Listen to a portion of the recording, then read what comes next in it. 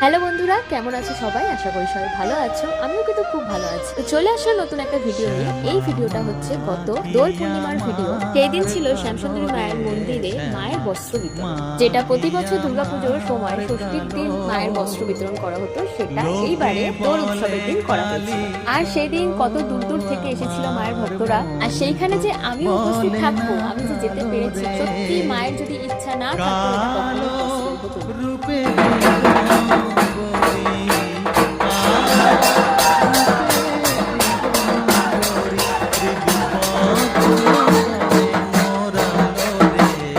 আর এই যে আমাদের শ্যামসুন্দরী মা, দেখো কি সুন্দর। আমি তো জাস্ট চোখটাই ফেরাতে পারছিলাম না, যে এত সুন্দর শাড়ি ছিল। আর দেখতেই পাচ্ছি এখানে কিন্তু প্রিপারেশন স্টার্ট হয়ে গেছে মায়ের বস্ত্র বিতরণের জন্য। তো এখানে সুন্দর সাজিয়ে রাখা হয়েছে মায়ের শাড়ি, যেগুলি তাদের ভক্তদেরকে দান করা হবে।